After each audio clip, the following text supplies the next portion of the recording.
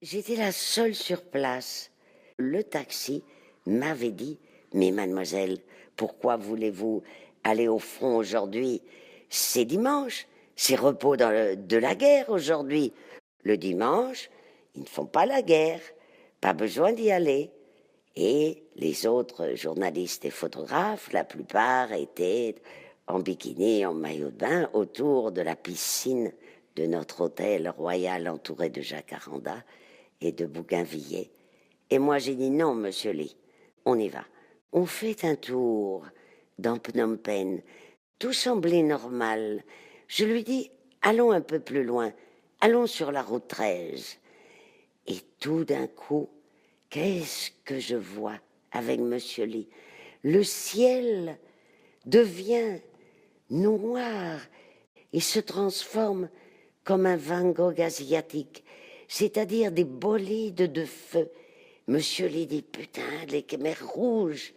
C'était la première fois qu'ils arrivaient à atteindre le cœur de la ville avec leurs roquettes. Il était midi et non pas minuit, comme l'on pourrait penser en regardant cette photo apocalyptique.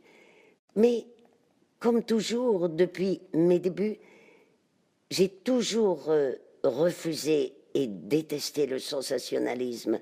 J'ai choisi le noir et blanc dès mes débuts, comme d'ailleurs tous mes prédécesseurs et les plus grands photographes de guerre, car je pense qu'il est inutile d'ajouter des flots de sang rouge. Mais il faut que vous sachiez qu'au premier plan, même si j'ai décidé délibérément de ne pas les prendre en photo, il y avait tout un premier plan de corps calcinés et boursouflés qui brûlaient dans la fournaise. Mais le plus terrible est qu'une photo ne peut pas reproduire, à mon grand désespoir, c'était les cris et les odeurs qui se dégageaient ce matin-là du ciel de Phnom Penh. Les cris des gens qui tentaient à s'échapper de cette jungle de feu, le hennissement des chevaux qui se cabraient comme dans Guernica dans la fumée. Jamais je n'oublierai. Cette photo me poursuit encore aujourd'hui en rêve. Les photomontages colorés que je fais pour exorciser la douleur de la guerre, je les crée depuis des années à chaque retour de reportage.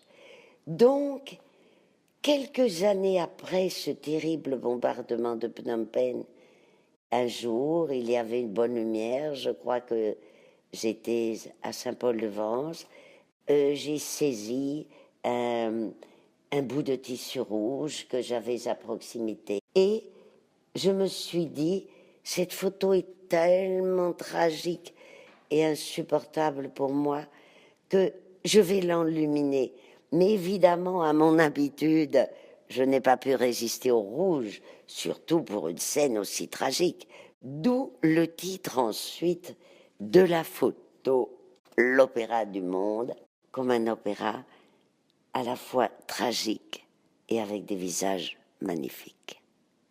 L'intention était justement peut-être d'apporter le rouge du sang, le rouge que délibérément je n'avais pas voulu photographier comme les corps boursouflés, mais par contre ajouter du rouge pour montrer que tout était sanglant, terrible et sanguinolent ce jour-là, eh bien je l'ai fait après.